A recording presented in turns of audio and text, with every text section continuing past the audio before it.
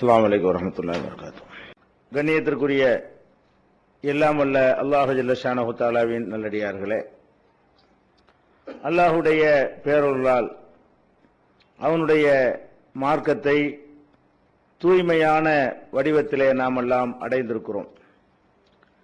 இந்த மார்க்கத்தை திருக்குர்ஆனுடைய போதனைகளின் அடிப்படையிலையும் நபிகள் நாயகம் ஸல்லல்லாஹு அலைஹி வஸல்லம் அவர்களுடைய வழிகாட்டுதல் அடிப்படையிலையும் இந்த மார்க்கத்தை அடைந்திருக்கக்கூடிய நாம் கொள்கைகளிலும் வணக்க வழிபாடுகளிலும் மாத்திரம்தான் இந்த அடிப்படையை நாம் புரிந்து கொண்டிருக்கிறோமே தவிர இதற்கு வெளியே உள்ள பல காரியங்களிலே திருக்குர்ஆனில் இருந்தும் நபிகள் நாயகம் ஸல்லல்லாஹு அலைஹி வஸல்லம் அவர்களுடைய போதனைகளில் இருந்தும் நம்ம வெகு தொலைவுக்கு சென்று கொண்டிருக்கிறோம். மனிதர்களுடைய நடவடிக்கைகளை பொறுத்தவரை, முஸ்லிம் என்ற முறையிலே அவர்கள் செய்ய வேண்டிய காரியங்களை பொறுத்தவரை அது இரு வகைகளாக பிரிக்கப்பட்டிருக்கிறது. ஒன்று, இறைவனுக்கு மனிதன் செய்ய வேண்டிய காரியங்கள், இறைவனுடைய தொடர்பு கொள்ளக்கூடிய காரியங்கள். இந்த காரியங்களை எந்த ஒரு மனிதனுடைய தயவு இல்லாமல் ஒரு மனிதனால் செய்துவிட முடியும். நாம் தொழுகிறோம் என்றால் நாம தொழுதுவிட முடியும். நோன்பு வைக்கிறோம் என்றால் நாமவே நோன்பு வைத்திட முடியும். ஜக்காத்து கொடுக்கிறோம் என்றால் அதுக்கு மட்டும் ஒரு ஆள் வேணும், வாங்குறதுக்காக ஒரு ஆள் வேணும். ஹஜ்ஜி செய்வதாக இருந்தால் அதை நாம செய்துவிட முடியும். திக்ர்கள் தஸ்பீகளை நம்மளா செஞ்சிட முடியும். இது மாதிரி சில காரியங்கள் தான் அல்லாஹ்வுக்காக மனிதன் அவனா செய்து கொள்ளக்கூடிய நிலையிலே படைக்கப்பட்டிருக்கிறான். இதை தவிர திருக்குர்ஆனிலும் நபிகள் நாயகம் ஸல்லல்லாஹு அலைஹி வஸல்லமுடைய போதனைகளில் சொல்லப்பட்டிருக்கிற பல விஷயங்கள் மனிதர்களோடு சம்பந்தப்பட்டதாகத்தான் இருக்கிறது. நமக்கு சொல்லப்பட்டிருக்கிற எந்த ஒரு கட்டளை எடுத்துக்கொண்டாலும் ஒரு மனுஷனால் மாத்திரம் அதை செய்யவே இயலாது. அந்த மாதிரிதான் நமக்கு சொல்லப்பட்டிருக்கிற எல்லா அறிவுரைகளும் அடங்கி இருக்கிறது. திருமறை குர்ஆனை எடுத்துக்கொண்டோமேயானால் ஏராளமான நற்பண்புகளை, நற்குணங்களை பற்றி இஸ்லாம் நமக்கு சொல்கிறது. கெட்ட குணங்களை பற்றி, கெட்ட பண்புகளை பற்றி கண்டித்து சொல்கிறது. இதெல்லாம் எப்ப சாத்தியமாகும் கேட்டா மனிதர்களோடு இருந்தா தான் சாத்தியமாகும்.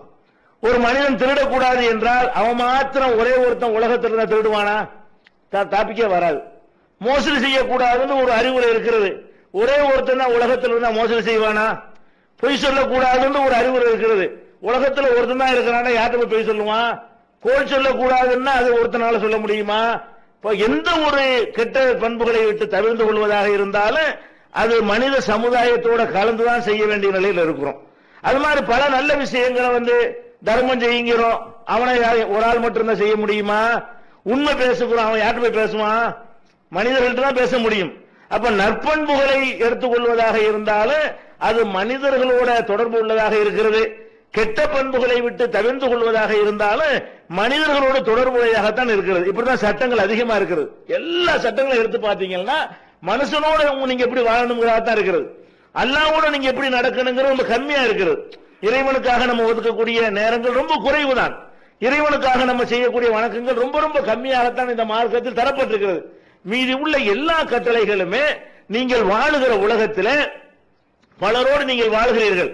உங்க குடும்பத்தோட எப்படி வாழ்வது, உங்க ஊர்ல எப்படி வாழ்வது, உங்க சமுதாயத்தோட எப்படி வாழ்வது, பிற சமுதாய மக்களோட எப்படி நீங்கள் வாழ்வது, உங்களுடைய கொடுக்கல் வாங்கல்களை எப்படி நீங்கள் அமைத்துக் கொள்வது, உங்க கல்யாண காட்சிகளை நீங்கள் எப்படி செய்து கொள்வது என்று மனிதர்கள் எப்படி தங்கள் வாழ்க்கை இந்த உலகத்தில் அமைத்துக் கொள்ள வேண்டுமோ, எப்படி அமைத்துக் கொண்டால் அவர்களுக்கு மற்றவர்களுக்கும் நன்மை தருமோ அதுதான் அதிகமாக இருக்கிறது. குர்ஆன்லயும் ஹதீஸ்லயும் அதிகமாக உள்ள விஷயத்தை எடுத்து பார்த்தீர்களே ஆனால் எல்லாம் மனுஷ சம்பந்தப்பட்டதாகத்தான் இருக்கும். அந்த விஷயங்கள்ல மனிதர்களோடு எப்படி நடக்க வேண்டும் என்று மார்க்கம் நமக்கு சொல்கிறதோ, குர்ஆன் எப்படி சொல்கிறதோ, நபிகள் நாயகம் ஸல்லல்லாஹு அலைஹி வஸல்லம் எப்படி சொல்கிறார்களோ அதில் நாம் எப்படி நடக்கிறோம், 100% அதை பேணுகிறோமா? 100 தொழுகை என்று சொன்னால் ரசூல் ஸல்லல்லாஹு அலைஹி வஸல்லம் எப்படி தொழுதார்களோ அப்படித்தான் தொழுவோம் என்று உறுதியாக நிற்கிறோம். விரல் அசைக்கிறோம், ஊரை எதிர்த்தால் நம்ம விட மாட்டேங்கிறோம், நெஞ்சில கை கட்டுகிறோம். அப்ப நபிகள் நாயகம் ஸல்லல்லாஹு அலைஹி வஸல்லம் சொன்னபடிதான் என்னுடைய வணக்கத்தை நான் அமைத்துக் கொள்வேன், என்னுடைய நோன்பை அமைத்துக் கொள்வேன். ஒரு 5 நிமிடம் தாமதமாக நோன்பு திறக்கிறார்கள், நாங்க முன்னாடியே நோன்பு திறப்போம், எங்களுக்கு என்ன பேர் சூட்டினாலும் பரவாயில்லை என்று அதுல நாம உறுதியை காட்டுறோம். தேவை அது பாராட்டத்தக்க உறுதி, கண்டிப்பாக அது கடைபிடிக்க வேண்டிய ஒரு விஷயம். அதுல காட்டுகிற அதே உறுதியை அதே அல்லாஹ் கட்டளையிடுகிற மற்ற விஷயங்களையும் காட்டணுமா இல்லையா? அதே அல்லாஹ்வுடைய ரசூல் வழிகாட்டுகிற மற்ற விஷயத்திலையும் காட்டணுமா இல்லையா? மற்ற விஷயங்கள்ல எப்படி வந்து விடுகிறது என்று சொன்னால் நம்முடைய சுயநலம் மேலமுகிறது. ஒரு மனிதரோடு உள்ள உறவுல ஒரு முடிவெடுப்பதாக இருந்தால் எனக்கு எது லாபம், அதுல மட்டும்தான் நம்முடைய கவனம் செல்கிறதே தவிர என் இறைவன் இதை எப்படி விரும்புகிறான் கவனம் போக மாட்டேங்குது. என்னுடைய தூதர் என்னுடைய தலைவர் எப்படி இதுக்கு வழிகாட்டி இருக்கிறார், இதுல நம்ம கவனம் செல்ல மாட்டேங்கிறது. இதுல என்ன மாதிரி நடந்து கொண்டால் எனக்கு லாபம், எனக்கு ஆதாயம், எனக்கு சிரமம் இல்லாத வழி எது என்கிறதுல மாத்திரம் தான் நம்ம கவனம் செலுத்தி கொண்டிருக்கிறோம். அதனால நம்ம இனிமேல் இந்த தொடர்கள்ல, இந்த ஜும்மாவுடைய தொடர்கள்ல நீங்கள் வாழக்கூடிய மனித குலத்தோடு உங்களுடைய உறவுகள் எப்படி இருக்க வேண்டும் என்பது குறித்து அல்லாஹ்வும் அவனுடைய திருத்தூதர் ஸல்லல்லாஹு அலைஹி வஸல்லம் அவர்களும் சொல்லி தந்த செய்திகளை நாம் ஒவ்வொன்றாக அறிந்து அதுலயும் நம்ம தேர வேண்டும், அதுலயும் நம்ம பாஸ் மார்க் எடுக்க வேண்டும். அதுலயும் நம்ம வெற்றி பெற்றால் தான் மறுமையில முழுமையான வெற்றியை அடைந்து கொள்ள முடியும் என்கிற வகையில் மனித குலத்தோடு உள்ள நம்முடைய உறவுகள் என்பதை பற்றி மார்க்கம் என்ன சொல்கிறது? ஒவ்வொரு விஷயமாக நாம் எடுத்துக்கொண்டு ஆய்வு செய்யலாம். ஒரு அடிப்படையை இந்த வாரம் நம்ம எடுத்துக்கொள்வோம். மனிதர்களோடு நம்ம வாழக்கூடிய நேரத்தில் சில நேரங்களில் நம்ம ஒரு ஒப்பந்தம் செய்கிறோம், சில நேரங்களில் வாக்குறுதி கொடுத்து விடுகிறோம். இந்த ஒப்பந்தங்களுக்கும் வாக்குறுதிகளுக்கும் நம்மிடத்துல என்ன மரியாதை இருக்கிறது? இந்த ஒப்பந்தத்துக்கு நம்ம கொடுக்கக்கூடிய முக்கியத்துவம் என்னவாக இருக்கிறது? இந்த வாக்குறுதிகளில் நமக்கு இருக்கிற ஒரு பொறுப்பு எவ்வளவு இருக்குன்னு பார்த்தோம்னு சொன்னா அது ஜீரோன்னு சொல்லணும். எந்த ஒரு வாக்குறுதியும் ஒரு விளையாட்டாகத்தான் நம்மிடமிருந்து வெளிப்படுகிறது. எந்த ஒரு ஒப்பந்தமுமே ஒரு வேடிக்கையாகத்தான் நம்மிடமிருந்து இருப்பதை நம்ம பார்க்கிறோம். அப்போ ஒப்பந்தம் என்பதற்கு வாக்குறுதிக்கு வித்தியாசம் இருக்கிறது. ஒப்பந்தம் என்று சொன்னால் ரெண்டு சைடில் உள்ளது. ஒப்பந்தம்னா நீ எனக்கு அதை கொடுத்தா நான் உனக்கு இது தருவேன், அது ஒப்பந்தம். வாக்குறுதி எல்லாம் ஒரு சைடு, நான் உனக்கு 1000 ரூபா நாளைக்கு தர்றேன், உனக்கு 10,000 ரூபா தர்றேன்னு சொல்றது இன்னொரு சைடில் எதிர்பார்க்கறது இல்லை. அப்போ ஒரு சைடாக இருக்கக்கூடிய வாக்குறுதி எடுத்துக்கொண்டாலும் சரி, இரண்டு பக்கமாக இருக்கக்கூடிய ஒப்பந்தத்தை எடுத்துக்கொண்டாலும் சரி, இதை நீங்க எப்படி பேணணும், இது எவ்வளவு முக்கியமான ஒரு விஷயம் என்பதை மார்க்க நமக்கு சொல்லி தருகிறது. ஒப்பந்தம் பல வகை இருக்கிறது. கல்யாணம் கூட ஒப்பந்தம் தான், நீங்க செய்யற வியாபாரம் கூட ஒப்பந்தம் தான். நீங்க பணத்தை கொடுக்குறீங்க, ஒருத்தர் ஞாபகம் தர்றான்னா அது கூட ஒரு ஒப்பந்தம் தான். எல்லாமே ஒப்பந்தம். மனித வாழ்க்கையில ஒரு மனிதன் இன்னொரு மனிதனோட தொடர்பு கொள்ளக்கூடிய பல விஷயங்கள் இந்த ஒப்பந்தத்தில் அடங்கக்கூடியதாக இருக்கிறது. இந்த ஒப்பந்தத்தை பற்றி நபிகள் நாயகம் ஸல்லல்லாஹு அலைஹி வஸல்லம் அவர்களும் அல்லாஹ்வுடைய வேதமும் எந்த மாதிரி நமக்கு வலியுறுத்துகிறார் என்று பார்க்கும் பொழுது நம்ம ரொம்ப பின்தங்கி இருக்கிறோமோ, நம்ம உணர்வு பூர்வமாகத்தான் எதையும் அணுகிறோமோ என்று நினைக்கிற வகையில் இருக்கிறது. நபிகள் நாயகம் ஸல்லல்லாஹு அலைஹி வஸல்லம் அவர்கள் காபிர்களோட வாழக்கூடிய நேரத்தில், அவர்களோட பிரச்சனை இருக்கிற நேரத்தில் அவங்கள்ட்ட ஒப்பந்தம் பண்ணாங்க. ஒப்பந்தம் காசு பணத்து தான் வரும்னு சொல்ல இயலாது. ஒரு தெரு பிரச்சனையில் வரும், தண்ணி பிரச்சனையில் வரும், ஒரு விவகாரத்தில் வரும், எல்லாத்துலேயும் வரும். அப்போ அந்த மாதிரி அவர்களுக்குள்ள நிறைய பிரச்சனைகள் இருந்த காரணத்தினால காபிர்களோடவும் சில ஒப்பந்தங்கள் செய்ய வேண்டிய நிலைமை ஏற்படுகிறது. அந்த நேரத்தில் எல்லாம் ஒப்பந்தம் செஞ்சிட்டமே என்பதற்காக வேண்டி நம்ம நினைச்சு பார்த்தா கூட ஒத்துக்கிற மாட்டோம். நபிகள் நாயகம் ஸல்லல்லாஹு அலைஹி வஸல்லம் நிறைவேற்றினதை பார்த்தா இது ஏன் நிறைவேற்றினாங்க, இது நமக்கு பெரிய பாதிப்பாவில் இருக்கிறது என்று நம்முடைய மனசாட்சி கூட சொல்லும். அதையெல்லாம் தாண்டி ஒப்பந்தம் தான். அது முஸ்லிம் அல்லாதவர்கள்ட்ட செய்கிற ஒப்பந்தமாக இருந்தாலும் அதை நீ நிறைவேற்றி தான் ஆகணும் என்கிற வகையில் நபிகள் நாயகம் ஸல்லல்லாஹு அலைஹி வஸல்லம் அவர்கள் அவ்வளவு பிடிவாதமான போக்கை கடைபிடிக்கிறார்கள். அவங்களுடைய வரலாறுல பார்க்கிறோம். ஹுதைஃபா பின் யமான் ஒரு சஹாபி இருந்தாங்க. அவங்க நபிகள் நாயகம் ஸல்லல்லாஹு அலைஹி வஸல்லம் ரொம்ப நெருக்கமான ஒரு சஹாபி. சில விஷயங்களை ரகசியமாக ஒன்றை சொல்வதாக இருந்தால் அவர் ரகசியத்தை பேணக்கூடியவர்ங்கிற வகையில் அவர்கிட்ட போய் சொல்லுவாங்க. அந்த அளவுக்கு நபிகள் நாயகம் ஸல்லல்லாஹு அலைஹி வஸல்லம் அவர்களுக்கு ரொம்ப நெருக்கமான ஒரு சஹாபி யாருன்னா ஹுதைஃபாங்கிற சஹாபி. அவர் பத்ர் போர்ல கலந்து கொள்ளல. ஆனா பத்ர் போர் நடக்கக்கூடிய நேரத்தில் ஒரு முஸ்லிமா இருந்தார். பத்ர் போர் நடக்கக்கூடிய நேரத்தில் அவர் இஸ்லாத்தில் இருந்தாரு. அவரால் கலந்து கொள்ள முடிகிற ஒரு நிலைமையில இருந்தாரு. அவர் கலந்து கொள்ளவே இல்லை. அப்ப இதை பற்றி கேட்கிறாங்க. எங்க இஸ்லாமிய வரலாற்றிலேயே பத்ர் தானே ரொம்ப ஒரு நெருக்கடியான ஒரு கட்டம். அந்த கட்டத்திலான முஸ்லிம்களுக்கு வாழ்வா சாவாங்கிற ஒரு நிலைமையா இருந்தது. அந்த மாதிரி ஒரு அதிகமான ஒரு நன்மையை பெற்று தரக்கூடிய அதுலயும் அவங்களுடைய பங்களிப்பு இல்லை. ஹுதைஃபாட்ட கேட்கிறாங்க, அந்த பத்ர் போர்க்களத்தில் உங்களுக்கு ஏன் பங்களிப்பு இல்லை அப்படின்னு கேட்கிறாங்க. அப்ப அவர் என்ன சொல்றாருன்னு கேட்டா, நானும் என்னுடைய தகப்பனாரும் நாங்க மக்காவை கடந்து மதீனாவுக்கு வந்துகிட்டு இருக்கிறோம். அப்ப மக்காவில் உள்ளவர்கள் என்ன செய்யறாங்கன்னா எங்களை வழிமறிச்சிடுறாங்க. மக்காவில் உள்ள குறைசிகள் என்னையும் தகப்பனாரை பிடிச்சி வழிமறித்து என்ன செய்யறாங்க, எங்க போறீங்க கேட்கறாங்க. இது முதல்ல நபிகள் நாயகம் ஸல்லல்லாஹு அலைஹி வஸல்லம் மதீனாவுக்கு வந்த புதுசில் நடக்கிறது. அப்போ அதை கேள்விப்பட்டு இவர் மதீனாவுக்கு ஓடி வர பார்க்குறாரு. அப்போ மக்காவில் இருந்த குறைஷிகள் என்ன பண்ணுறாங்கன்னா, ரெண்டு பேரையும் பிடிச்சி இவங்க போகிறத வச்சு இஸ்லாத்தில் ஏற்றுக்கிறதுக்காகத்தான் இவங்க எங்கே போகிறாங்க, மதீனாவுக்கு போகிறாங்கன்னு கண்டுபிடிச்சிடுறாங்க, ஊகிச்சிடுறாங்க. எங்கே போகிறீங்க, நீங்கள் முகமதை பார்க்க தானே போகிறீங்க. அவங்க உயிரை காப்பாற்றிக்கிறதுக்கு போய் சொல்கிறாங்க. முகமதை காப்பாற்றிக்கிறதுக்கு பார்க்க இருக்கிறாங்க, போகலை, நாங்கள் மதீனாவுக்கு போகிறோம், மதீனாவில் ஒரு வேலை இருக்கிறது, அதுக்காக நாங்கள் மதீனாவுக்கு போகிறோம். அவங்க திரும்ப திரும்ப கேட்குறாங்க, திரும்ப திரும்ப அதையே சொல்கிறாங்க. அப்போ இவர்களுக்கு ஒரு குழப்பம். அப்போ என்ன செய்கிறாங்கன்னு கேட்டால், அல்லாஹ் மேலே சத்தியமிட்டு எங்கள்கிட்ட ஒரு ஒப்பந்தம் நீங்கள் செய்யணும். என்ன ஒப்பந்தம் செய்யணும்? நாங்கள் உங்களை விடுவதாக இருந்தால், இங்கே இருந்து நீங்கள் மதீனாவுக்கு போகிறதுக்கு நாங்கள் அனுமதிப்பதாக இருந்தால் நீங்கள் என்ன செய்யணும், எங்கள்கிட்ட ஒரு அக்ரிமெண்ட் போடணும். அந்த அக்ரிமெண்ட் அல்லாஹ்வுடைய, அவன் அல்லாஹ்வை நம்பக்கூடியவன் தானே, மக்காவில் உள்ள காஃபிர் அல்லாஹ்வை நம்பினான். அல்லாஹ் மேலே சத்தியம் பண்ணி எங்களுக்கு அந்த உறுதிமொழி தரணும். என்ன உறுதிமொழி? முகமது எங்களோடு சண்டைக்கு வந்தால், முகமது எங்களோடு யுத்தத்துக்கு வருவாரையானால், அப்போ நாங்கள் ஒரு காலத்திலையும் அவர் பக்கம் நாங்கள் நிற்க மாட்டோண்டு அல்லாஹ் மேலே சத்தியம் பண்ணுங்க. நீங்கள் முகமது தான் பார்க்க போறீங்கன்னு எனக்கு தெரிகிறது, நீங்கள் சொல்றதை நம்பி நாங்கள் உங்களை அனுப்புகிறோம். சரி, மதீனாவுக்கு போங்க. மதீனாவில் இருந்து முகமது எங்களோடு சண்டைக்கு வருவாரையானால் அந்த முகமதோடு நாங்கள் சேர மாட்டோம்னு சொல்லி இது அல்லாஹ் மேலே சத்தியம்னு உறுதிமொழி தாங்க கேட்குறாங்க. இவங்க அந்த உறுதிமொழியை கொடுத்துட்டாங்க. நிறைவேற்றுறதுக்காக கொடுக்கல. எது கொடுத்தாங்க? சும்மா அப்போதைக்கு தப்பிச்சுக்கிறோமே என்பதற்காக என்ன பண்ணுறாங்க, கண்டிப்பாக நாங்கள் செய்கிறோம், அல்லாஹ் மேலே சத்தியமாக செய்கிறோம்னு சொல்லிட்டு நபிகள் நாயகம் ஸல்லல்லாஹு அலைஹி வஸல்லம் அவங்கள்ட்ட வர்றாங்க. வந்து இஸ்லாத்தை ஏற்றுக்கிறாங்க. ஏற்றுட்டு என்ன செய்கிறாங்கன்னா இதை சொல்கிறாங்க. என்ன சொல்கிறாங்க? இந்த மாதிரி வர்ற வழியில் இப்படி நடந்துருச்சு, நாங்கள் என்ன செய்கிறது? அப்போ ரசூல் ஸல்லல்லாஹு அலைஹி வஸல்லம் சொல்கிறாங்க, நஃபீலஹும் லிஅஹதிஹிம், அவங்கள்ட்ட செஞ்ச ஒப்பந்தத்தை நம்ம நிறைவேற்றி தான் ஆகணும். போங்க, ரெண்டு பேரும் திரும்பி போய்விடுங்கள். அவர்களுக்கு எதிராக நீங்கள் அல்லாஹ்ட்ட துஆ செய்யுங்க, நாங்கள் பார்த்துக்குறோம். போர்க்களங்களில் நீங்கள் பங்கெடுக்க வேணாம், அவங்களுக்காக வேண்டி நாங்கள் அல்லாஹ்வை உங்களுக்கு வெற்றி கொடுக்காதே, முஸ்லிம்களுக்கு வெற்றி கூட நீங்கள் துஆ செய்யுங்க. ஆனால் ஒப்பந்தம் நீங்கள் போட்ட காரணத்தினால அதை கூட நிறைவேற்றுங்கள் என்று நபிகள் நாயகம் ஸல்லல்லாஹு அலைஹி வஸல்லம் தடை செஞ்ச காரணத்தினால தான் நாங்கள் என்ன செஞ்சோம், அந்த பத்ரில் நான் கலந்து கொள்ளவில்லை, இல்லைன்னா பத்ரில் கலந்துருப்பேன். அதுக்கப்புறம் காலாவதி ஆச்சு. அதுக்கப்புறம் அவர்களுக்கு நமக்கு மத்தியில் உள்ள ஒப்பந்தங்கள்லாம் முடிஞ்சு போச்சு, சண்டைக்கு போனாங்க. அப்போ இந்த பத்ரில் கலந்து கொள்ளாமல் இருப்பதற்கு நபிகள் நாயகம் ஸல்லல்லாஹு அலைஹி வஸல்லம் கிட்ட முறையிடும் பொழுது ஒரு அல்லாஹ் மேலே ஒரு சத்தியம் பண்ணி ஒரு உறுதிமொழி கொடுத்துட்டீங்களே, நெருக்கடியான கட்டமாக இருந்தாலும் பரவாயில்ல, நீ கலந்து கொள்ளாதே. அப்போ இப்படி ரசூல் ஸல்லல்லாஹு அலைஹி வஸல்லம் அவர்கள் ஒப்பந்தங்களை நிறைவேற்றுவதில் இவ்வளவு முக்கியத்துவத்தை காட்டுறார்கள்.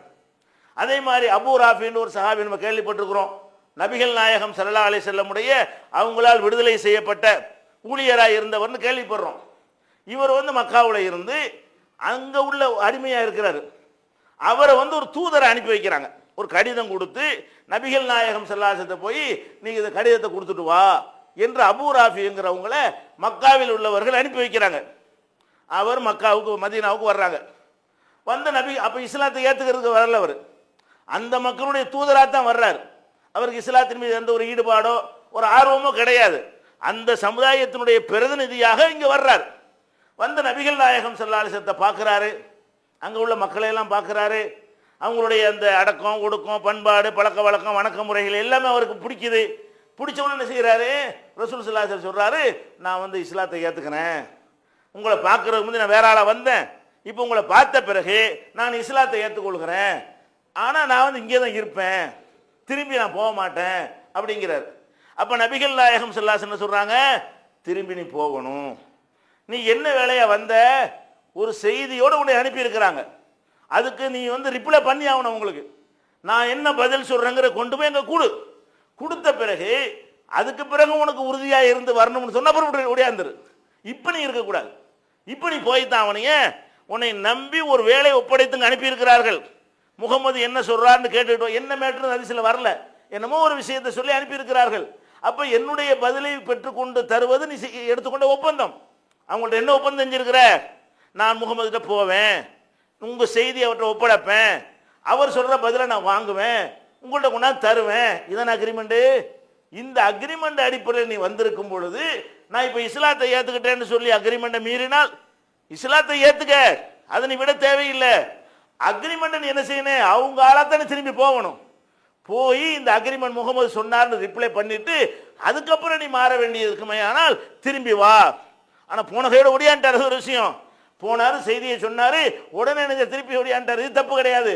அப்ப நபிகள் நாயகம் ஸல்லல்லாஹு அலைஹி வஸல்லம் அவர்கள் இந்த அபூ ராஃபிங்கிறவர் வந்து அந்த சமுதாயத்தின் பிரதிநிதியா வந்து இஸ்லாத்தை ஏற்றுக்கொண்டார்ன்ற உடனே எங்கால போயிட்டார், நாங்க விடமாட்டோம்னு சொல்லல. நீ செஞ்ச அக்ரிமெண்ட் நிறைவேற்று, ஒப்பந்தம்னா ஒப்பந்தம் தான் என்று சொல்லி நபிகள் நாயகம் ஸல்லல்லாஹு அலைஹி வஸல்லம் அவர்கள் அவரை திருப்பி அனுப்புனதை நம்ம பார்க்கிறோம்.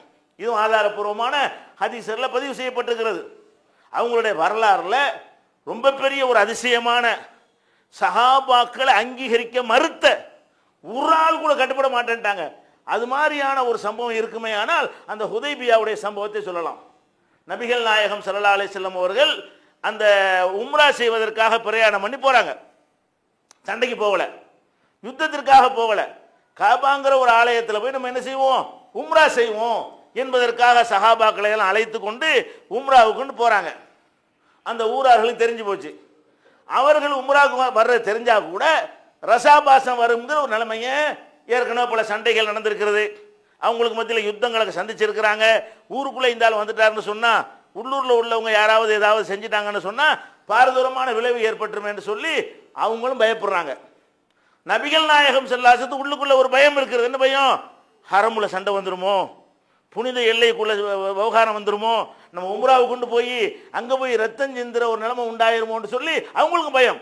ரசூல் ஸல்லல்லாஹு அலைஹி வஸல்லம் உம்ராவுக்கு போனாலும் உள்ளூர் அவங்களுக்கு ஒரு பயம் இருக்கிறது. மக்காவில் உள்ளவர்களுக்கு அதே மாதிரியான பயம். இவங்களுடைய பயம் நமக்கு எப்படி தெரியுது? ஹதீஸ்ல வருது, நம்மளை ஊகிச்சு சொல்லலை. நபிகள் நாயகம் ஸல்லல்லாஹு அலைஹி வஸல்லம் போய் கொண்டிருக்கும் பொழுது அந்த ஒட்டகம் வந்து அடம் பிடிக்குது. கசுவா என்கிற பெயரில் நபி ஸல்லல்லாஹு அலைஹி வஸல்லம் ஒட்டகம் இருந்தது. அந்த ஒட்டகம் என்ன பண்ணுது, ஒரு குறிப்பிட்ட இடம் வந்தவுடனே நகர மாட்டேங்குது. என்னென்னமோ பண்ணி பார்க்குறாங்க. அப்போ சஹாபாக்கெல்லாம் பேசுகிறாங்க, இந்த கசுவா வந்து அது சண்டித்தனம் செய்கிறது, கசுவா வந்து துரோகம் செய்கிறதுன்னு சொல்லி அந்த ஒட்டகத்தை எல்லாரும் திட்டுறாங்க. ரசூல் ஸல்லல்லாஹு அலைஹி வஸல்லம் சொல்கிறாங்க, இல்லை, கசுவா வந்து சண்டித்தனம் செய்யலை, அது சண்டித்தனம் செய்கிறது ஒட்டகத்துடைய பழக்கத்திலையும் கிடையாது. அவ்வளோ அழகாக பயிற்றுவிக்கப்பட்ட ஒரு ஒட்டகம். அதை வந்து யானை படையை தடுத்து நிறுத்தினானே அவன் தடுத்து நிறுத்துறான். யானைப்படை அப்படி சொல்றாங்க, ஹபிசஹா ஹாபிசுல் ஃபீல்.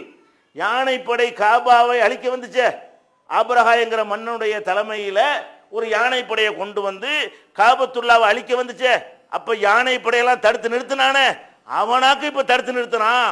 அதை சண்டை வர வேணான்னு அல்லாஹ் விரும்புறாங்கிறாங்க. எதுக்கு அல்லாஹ் தடுத்திருக்கிறான்னு கேட்டா, அந்த ஹரமுல எப்படி சண்டைக்கு வரும் பொழுது யானைப்படை அல்லாஹ் தடுத்து நிறுத்தினானோ அந்த மாதிரி என்னுடைய இந்த ஒட்டகத்தை அல்லாஹ் நிப்பாட்டி இருக்கிறான் என்று சொல்லிவிட்டு சொல்றாங்க, இப்ப நான் வந்திருக்கிறேன், ஹரமில் ரத்தத்தை ஓட்டக்கூடாது என்பதற்காக எத்தகைய உடன்படிக்கைக்கு அவர்கள் வந்தாலும் நான் இணங்கி போவேன். அப்ப சொல்றாங்க ரசூல் ஸல்லல்லாஹு அலைஹி வஸல்லம், நான் உம்ராவுக்கு தான் வந்திருக்கிறேன், ஆனா ரத்தம் ஓடிடுமோ என்கிற ஒரு நிலைமை ஏற்பட்டு அதை தவிர்ப்பதற்காக எந்த விலை கொடுக்க வேண்டி வந்தாலும் நான் கொடுப்பேன் என்று நபிகள் நாயகம் ஸல்லல்லாஹு அலைஹி வஸல்லம் இந்த பக்கம் சொல்றாங்க. பயந்துருக்காங்கன்னு வழங்குது. என்ன பயம்? ஹரமுல ரத்தம் ஓட்டிடக்கூடாது, புனித இடத்துல போய் வணக்கஞ்சியை போறோன்னு போய் ரத்தார ஓட்டிடக்கூடாது, அதை தவிர்க்க விரும்புறாங்க. இது ஒரு அறிகுறியாகவும் நினைக்கிறாங்க. இந்த ஒட்டகம் சண்டித்தனம் பண்ணதை சரி அல்லாஹ் விரும்பல, ஏன் வந்தீங்கன்னு அல்லாஹ் தடுக்கிறாங்கிற மாதிரி அவங்களுக்கு ஃபீலிங் ஆகுது. அங்கேயும் அதே மாதிரி, அங்கே என்னது, உள்ள வந்து உம்ராண்டு வந்து மொத்தத்தை கைப்பற்றி என்ன பண்றது, நம்மளுக்கு ஏற்று செஞ்சா என்ன, அவங்களும் இந்த மக்காவில் ரத்தம் ஓட்டக்கூடாது என்பதில் அக்கறை உள்ளவங்களாக தான் இருந்தாங்க. அப்போ அவங்களும் என்ன செய்கிறாங்கன்னு கேட்டால், நடுவில் ஒரு ஆட்களை அனுப்பி தூது மாதிரி பேசுகிறாங்க. அப்போ ரசூல் ஸல்லல்லாஹு அலைஹி வஸல்லம் இங்கே முகாமிட்டு இருக்கிறாங்க ஹுதைபியாங்கிற இடத்துல. அங்கே இருந்து என்ன செய்கிறாங்க, ஒரு சாரார் வந்து பேச்சுவார்த்தை நடக்குது. அப்போ பேச்சுவார்த்தை நடந்து என்ன முடிவு வருது, ஒரு அக்ரிமெண்ட் போட்டுக்கிருவோம். பேச்சுவார்த்தையில் என்ன செய்வோம், சும்மா பேச்சுவார்த்தை, இப்போ திரும்பிலாம் நாங்கள் போக மாட்டோம், உள்ளே வரணும்னு இவங்க சொல்கிறாங்க, திரும்பி போங்கன்னு இவங்க சொல்கிறாங்க, இப்படி போக முடியாது. நாங்கள் திரும்பி போகிறத எந்த அடிப்படையில், என்ன அடிப்படையில் திரும்பி போவது, நீங்களும் நாங்களும் இனிமேல் எப்படி உங்களுக்கு பயந்துக்கு நாங்கள் திரும்பி போக மாட்டோம், ஒரு உறுதிமொழியோடு தான் திரும்பி போவோம்ங்கிற அடிப்படையில் பேச்சுவார்த்தை என்ன செய்யுது, நடத்தணும்னு முடிவு எடுக்கிறாங்க. பேச்சுவார்த்தையுடைய தலைவராக சுஹைல்னு ஒரு ஆளை அனுப்பி வைக்கிறாங்க. அந்த சமுதாயத்தில் நல்ல நாவன்மை மிக்கவர், ரொம்ப அற்புதமாக விஷயங்களை எடுத்து விளக்கக்கூடிய ஒரு தலைவராக இருந்தார். அந்த சுஹைல்ங்கிற ஒரு ஆளை வந்து கடைசியாக என்ன செய்கிறாங்க, அனுப்பி வைக்கிறாங்க. நபிகள் நாயகம் ஸல்லல்லாஹு அலைஹி வஸல்லம் அவங்களும் அவர் பேசிக்கிட்டு இருக்கிறாங்க. என்ன பேசுகிறாங்க, முகமது நீங்கள் இந்த வருஷம் திரும்பி போயிடணும், இந்த வருஷம் அக்ரிமெண்ட் என்னது, நீங்கள் வந்துட்டீங்கல்ல திரும்பி போயிடணும், ஆனால் அடுத்த வருஷம் நீங்கள் வாங்க தடுக்க மாட்டோம். அது அறவே தடுக்கிறதா இருந்தா திரும்பி போக மாட்டாங்க ரசூல் ஸல்லல்லாஹு அலைஹி வஸல்லம். அது அக்ரிமெண்ட் அதானே. இந்த வருஷம் வேணாங்கிறீங்களா, அது பெரிய வாக்குவாதம் நடக்கிறது. கடைசி அக்ரிமெண்ட் என்ன, நீங்க உம்ராவுக்கு வந்தீங்கல்ல, இப்போ நாங்கள் விட மாட்டோம். விட்டோம்னு சொன்னா குறைஷிகள் வந்து கோழைத்தனமாகி விட்டார்கள் ஊரே பேசிடும், உலகமே எங்களை விமர்சிக்கும். நாங்க பயந்துட்டோன்னு ஒரு விஷயம் வந்துடக்கூடாது, எங்களுக்குன்னு ஒரு மான பிரச்சனையா போச்சு. இது மான பிரச்சனையா இருக்கிறதுனால எங்களுக்கும் இல்லாம உங்களுக்கும் இல்லாம உங்களுக்கும் மான பிரச்சனை ஆயிடக்கூடாது. அதனால என்ன பண்ணுங்க, இந்த வருஷம் திரும்பி போயிருங்க, அடுத்த வருஷம் நீங்க வந்து நாங்கள் தடுக்க மாட்டோம். இது நாங்க உங்களுக்கு விட்டு தரோம், நீங்க எங்களுக்கு இதை விட்டு தாங்க. ரெண்டு பேரும் விட்டு தராங்க. என்னது, இந்த வருஷம் வரக்கூடாது என்பதில் ரசூல்லா விட்டு தர்றாங்க, அடுத்த வருஷம் தடுக்க கூடாதுங்கிறதுல அவங்க விட்டு தர்றாங்க. சரின்னு சொல்லி என்ன செய்யறாங்க, ரசூல் ஸல்லல்லாஹு அலைஹி வஸல்லம் ஒத்துக்கிறாங்க. சரி இந்த வருஷம் திரும்புறோம். கொதிக்குது, சஹாபாக்கள்லாம் கொதிக்கிறாங்க. என்னது, உமர் ரலியல்லாஹு அன்ஹுல இருந்து ஒவ்வொரு சஹாபியும் இது என்ன, இது அக்ரிமெண்ட், எதுக்கு வந்தோம், இபாத்து செய்ய வேணாம் தடுக்கிறான், நீங்க என்ன பண்றீங்கன்னு நேருக்கு நேரில் நீங்க அல்லாஹ்வுடைய தூதர் நெசமா தூதர் அப்படின்னா கேட்குறாங்க. நீங்க நெசமா அல்லாஹ்வுடைய தூதர் தானா? ஆமா. உம்ராவுக்கு வருவோன்னு தானே கூட்டு வந்தேன். ஆமா. அப்ப ஏன் போக சொல்றீங்க, இந்த வருஷம் உம்ரான்னு ஒன்று சொன்னா, இந்த வருஷம் உம்ரா செய்வோம் நம்ம சொன்னா, அடுத்த வருஷம் செய்வோம் இன்ஷா அல்லாஹ் அப்படின்னு அதெல்லாம் சமாதானப்படுத்துறாங்க. ஆனா அது முழுசா எடுபடலை. கடைசி என்ன ஆகுது, அடுத்த கண்டிஷனை போடுறாங்க. என்ன கண்டிஷன், உங்களை சேர்ந்த யாராவது, எங்க மக்காவில் உள்ள யாராவது உங்க மார்க்கத்தை ஏற்றுக்கொண்டு உங்கள்கிட்ட வந்தாங்கன்னு சொன்னா பிடிச்சி எங்களை திருப்பி தந்துடணும். மக்காவுல இருந்து ஒரு ஆள் இஸ்லாத்தை ஏற்றுக்கிட்டு நாளைக்கு மதீனாவுக்கு வரலாம், அப்படி வந்தார்களே ஆனால் அவங்கள திருப்பி எங்கள்கிட்ட கொண்டாந்து என்ன செய்யணும், ஒப்படைக்கணுங்கிறாங்க. ரசூலுல்லாஹ் அதுவும் சரின்ட்டாங்க. உடனே சரிங்களே, வாக்குவாதம் நடந்து கடைசி ஒரு முடிவுக்கு வருவாங்கல்ல, கடைசி முடிவு என்னது, சரிப்பான்னு சொல்லிட்டாங்க. சொல்லிக்கிட்டு இருக்கும்போதே இந்த சுகையில் இருக்கார்ல, இவருடைய மகனே ஓடி வர்றாரு, இஸ்லாத்தை ஏற்றுக்கொண்டு வராங்க. யார் அந்த சமுதாயத்தின் சார்பாக பேசி கொண்டிருக்கிறாரோ அந்த சுகையிலுடைய மகன் அபூ ஜந்தல்ங்கிறவர் என்ன செய்யறாரு, விலங்குகள் போட்டு வச்சிருக்கிறாங்க, அவரை விலங்கு அறுத்துட்டு ஓடியான்ட்டார். அவர் இந்த இடத்துக்கு பக்கத்திலான மக்காவில் இருந்து பக்கமா இருக்கும், ஓடி வந்துட்டாரு. ஓடி வந்தோன்னு என்ன செய்யறாரு, அல்லாஹ்வுடைய தூதரை என்னை ஏத்துக்கிறங்கிறாரு. உடனே சுகையில் என்ன பண்றாரு, நம்ம அக்ரிமெண்ட் என்ன, வந்தா திருப்பி தரணும் இருக்குதா அப்படிங்கிறாங்க. அப்ப ரசூல் ஸல்லல்லாஹு அலைஹி வஸல்லம் சொல்றாங்க, அட பேசி தானே போறோம், எழுதலையே, இப்ப கையெழுத்து ஒன்றும் போடலேங்கிறாங்க.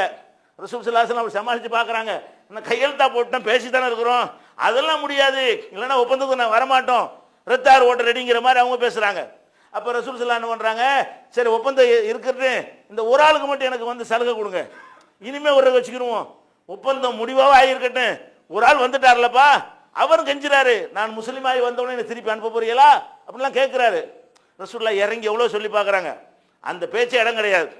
ஒப்பந்தத்தை முதல்ல நீங்கள் நிறைவேற்றலாங்கிறதுக்கு இதை நாங்கள் அளவுகளை வைக்கிறோம். சரின்னு சொல்லிட்டாங்க ரசூல் ஸல்லல்லாஹு அலைஹி வஸல்லம். சரி அவரை அழைச்சிட்டு போங்க, அங்கே ஒப்படைச்சிடுறாங்க. அதுக்கப்புறம் என்ன ஆகுது, ஒப்பந்தம் ஆவலை பாருங்க, கையெழுத்து ஆவலை. உடனடியாக ரசூல் ஸல்லல்லாஹு அலைஹி வஸல்லம் என்ன செய்யறாங்க, அதை ஒப்படைக்கிறாங்க. இதுக்கப்புறம் என்ன, அவர் சங்கில எடுத்துட்டு ஓடி போயிரு, அது ஒரு விஷயம். ஆனால் அவங்கள்ட்ட என்ன செய்யறாங்க, ரசூல் ஸல்லல்லாஹு அலைஹி வஸல்லம் ஒப்பந்தத்துக்காக வேண்டி ஒப்படைச்சிடுறாங்க. போன பிறகு அபூ பஸீர்னு ஒரு ஆள் என்ன பண்றாரு, அவர் மக்காவில் இருந்து ஓடி வந்து ரசூல் ஸல்லல்லாஹு அலைஹி வஸல்லம் வந்து மதீனாவுக்கு ஓடியாந்துடுறாரு. அவரை விரட்டிக்கிட்டே ரெண்டு பேர் வர்றாங்க, மக்காவில் இருந்து பிடிச்சி தர்றதுக்காக வேண்டி.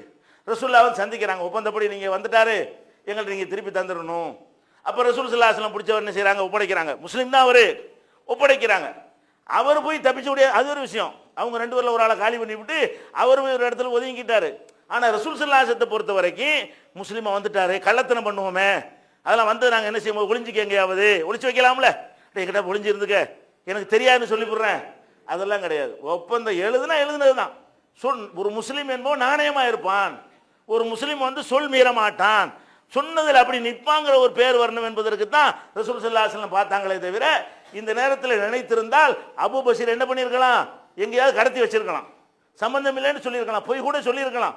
ஆனால் அப்படி பிடித்து என்ன செய்யறாங்க, ரசூல் ஸல்லல்லாஹு அலைஹி வஸல்லம் ஒப்பந்தத்தின்படி கொடுக்குறாங்க. கொன்னுட்டு மறுபடியும் வர்றாரு, ஒரு ஆளை கொன்னு விட்டு உன் வாழ் நல்லா இருக்கான்னு கேட்குறாரு. அவனுக்கு இருக்குத்தனமா, ஆமாம் நல்லா தான் இருக்குங்கிறான். அதை டெஸ்ட் பண்ணுற மாதிரி பார்த்து என்ன செய்யறாரு, ஒரு ஆளை கொன்னுட்டு ஓடி இன்னொருத்தரை கொல்ல போகும்போது பயந்து ஓடினான். அவன் விரட்டிட்டே வர்றான். ரசூலுல்லாஹ் அல்லாஹ்வுடைய தூதரே, இந்த மாதிரி ஒரு ஆளை கொண்டு விட்டு என்னையும் கொல்றது விரட்டிட்டு வர்றாரு. அப்போ ரசூலுல்லாஹ் என்ன பண்ணுறாங்க, இந்த ஆள் கொஞ்சம் இடம் கொடுத்தோம்னா, ஒரு ஆள் சப்போர்ட் கிடைச்சா நாளைக்கு வர்ற சண்டை இன்னைக்கே உண்டாக்கிடுவார் போல இருக்குன்னு சொல்கிறாங்களா. ஆஹா, மறுபடியும் நம்மளை பிடிச்சி கொடுத்துட்ற ஓடி போயிடுறாரு. அவர் ரசூலுல்லாஹ்ட்ட இருந்தால் மறுபடியும் பிடிச்சி ஒப்படைச்சிருவாங்க, நம்முடைய செயலை ரசூலுல்லாஹ் அங்கீகரிக்கலைன்னு சொல்லி மறுபடியும் ஓட்டம் எடுத்துடுறாரு. அப்போ ஒரு காபிர்கள்ட்ட செய்கிற ஒரு உடன்படிக்கை, அது உடன்படிக்கைனா உடன்படிக்கை தான், யோசிச்சு தானே முடிவு எடுக்கிறோம், அவசரப்பட்டு எடுத்த முடிவு இல்லை, சாதக பாதகத்தில் பேசி தானே முடிவு எடுக்கிறோம். அந்த மாதிரி எடுத்த ஒரு உடன்படிக்கையும் கூட ரசூல் ஸல்லல்லாஹு அலைஹி வஸல்லம் உசுரை கொடுத்து நிலைநாட்டுறாங்க. எந்த அளவுக்குன்னு சொன்னா உம்ரா இல்லைன்னு ஆயிடுச்சு, திரும்பி போகணும். அப்போ ஒட்டகத்தோடு வந்திருப்பாங்களே குர்பானி பிராணி, எல்லாம் குர்பானி பிராணி அருங்கப்பா, அறுத்துட்டு மொட்டை அடிச்சுட்டு நீங்கள் வாட்டுக்கு போய்கிட்டே இருங்கப்பான்னு ரசூலுல்லாஹ் சொல்கிறாங்க. ஒரு ஆள் எந்திரிக்கலை. இந்த ஒப்பந்தம்லாம் செஞ்சு முடித்த பிறகு ரசூல் ஸல்லல்லாஹு அலைஹி வஸல்லம் கட்டளை சஹாபாக்கள் எப்படி பேணுவாங்க? உடனே பேணுவாங்க. சஹாபாக்கள்கிட்ட சொல்கிறாங்க, நம்ம வந்த வேலை நடக்கலை, அதனால குர்பானிக்குன்னு பிராணியை கொண்டு வந்துட்டோம், அதை இங்கே அறுத்துருங்க, மொட்டை இப்போ அந்த நம்ம வேலை முடிஞ்சிருச்சுங்க, இஹ்ராம் விட்டு களையிறதுக்காக வேண்டி நீங்கள் மொட்டை எடுத்து என்ன செய்யுங்க, இஹ்ராம்லேருந்து விடுபட்டுருங்க அப்படின்னு உத்தரவு போடுறாங்க. ஒரு ஆள் கேட்கல, திருப்பி சொல்றாங்க, ஒரு ஆள் எந்திரிக்கல. அப்படி வர அப்பன்னா அந்த ஒப்பந்தம் அவ்வளவு பேர் கசப்பா இருக்கிறது. ரசூல் ஸல்லல்லாஹு அலைஹி வஸல்லம் ஒத்துக்கிட்ட இந்த ஒரு விஷயம் என்ன, எப்படி நம்மளை கூட்டிட்டு வந்தாங்க, பெரிய வீராவேசமா கூட்டிட்டு வந்துட்டு இப்படி கேவலம் அப்படிதான் பாக்குறாங்க. கேவலமா போச்சே, இஹ்ராமுக்கு உம்ராக்கு தான் வந்தோம், அது இல்லாம ஆக்கி முகத்தை தொங்க விடுற நிலையை ரசூலுல்லாஹ் உண்டாக்கிட்டாங்கன்னு சொல்லி புடிவாதம் பிடிக்கிறாங்க. ஆனா எதுக்கு பிடிச்சாங்க? கட்டுப்படக்கூடாதுங்கிறதுக்கு இல்ல, இந்த புடிவாதத்தினால ரசூல் ஸல்லல்லாஹு அலைஹி வஸல்லம் முடிவை மாத்தினாலும் மாத்திருவாங்க, இல்ல வாங்கப்பா போவோன்னு கூட்டிட்டு போயிடுவாங்கன்னு நினைச்சாங்களே தவிர எதிர்த்து நிக்கிறத செய்யல. அவங்க என்னது ரசூலுல்லாஹ்ட்ட இப்படி எதிர்ப்பு தெரிவித்தால் முடிவை மாத்திடுவாங்கன்னு நினைச்சாங்க. உம்மு சலமாட்ட ரசூலுல்லாஹ் உள்ள போறாங்க. உம்மு சலமா என்ன சொல்றாங்க, ஒரு நல்ல யோசனை சொல்றாங்க, நீ யார்ட்டையும் பேசாதீங்க, நீங்க வாட்டுக்கு போய் நீங்க முதல்ல குர்பானியை கொடுங்க, நீங்க மொட்டை அடிங்க, மடமட எல்லாம் செய்ய ஆரம்பிச்சிருவாங்க, நீங்க வளைஞ்சிருவீன்னு அவங்க பாக்குறாங்க, உங்களை மீறதுக்கு அவங்க நினைக்கல, நீங்க செஞ்சிட்டீங்கன்னா இதுல மாற்றம் கிடையாதுன்னு முடிவு வந்துருவாங்க, அதனால நீங்க போய் முதல்ல என்ன செய்யுங்க, குர்பானி பிராணி அருங்க, நீங்க மொட்டை அடிங்க, மடமட எல்லாம் செய்வாங்கன்னு உம்மு சலமா சொன்ன உடனே யார்ட்டையும் பேசாம ரசூலுல்லாஹ் வர்றாங்க. அப்படி செஞ்ச உடனே மடமட எல்லாம் செய்ய ஆரம்பிச்சிட்டாங்க. அப்ப ரசூலுல்லாஹ் மீறுவது நோக்கம் அல்ல, சஹாபாக்கள் கட்டுப்படாம இந்த திருப்தி இல்ல, ரசூலுல்லாஹ் எப்படியா சரி கட்டிடலாம், கோபமா இருந்தா இந்த முடிவை மாத்துவாங்க, ஒப்பந்தத்தை உடைச்சிக்கிட்டு நம்மளை உள்ள கூட்டிட்டு போயிடுவாங்க, அது இல்லைன்னு கன்ஃபார்மா மொட்டை அடிச்சாச்சு தெரிஞ்ச உடனே, குர்பானி பிராணி அர்த்தாத்தின் தெரிஞ்ச உடனே உம்ரா இனி இல்லை, தெளிவா ரசூலுல்லாஹ் டிக்ளேர் மாற்ற மாட்டேன் என்பதை செயல் மூலமா நிரூபிச்ச உடனே அவ்வளவு அப்படி கட்டுப்பட்டாங்க. சஹாபாக்கள் அவ்வளவு விருப்பான ஒரு விஷயத்தை கூட சஹாபாக்கள் அந்த மாதிரி கடைப்பிடிச்சது பார்க்கிறோம். அப்ப நம்முடைய வாழ்க்கையில இந்த ஒப்பந்தங்கள், நிறைய ஒப்பந்தங்கள் சம்பந்தமா நிறைய தெரிந்து கொள்ள வேண்டிய விஷயங்கள் இருக்கிறது. நம்ம ஒரு சமுதாயத்தோட, ஒரு நிறுவனத்தோட, ஒரு நபரோட, ஒரு எதிரியோட, பிற இயக்கங்களோட என்ன ஒரு அக்ரிமெண்ட் போட்டாலும் சரி, அந்த அக்ரிமெண்ட் என்ன செய்யணும், உசுரை கொடுத்து காப்பாற்றணும். அதில் நமக்கு பாதிப்பு இருந்தாலும் என்ன செய்யணும், அந்த அக்ரிமெண்ட்டை நிறைவேற்றுவதில் உறுதியாக நிற்க வேண்டும். இது தொடர்பான அடுத்தடுத்த விஷயங்கள் இன்ஷா அல்லாஹ் அடுத்தடுத்த வாரங்களில் பார்க்கலாம்.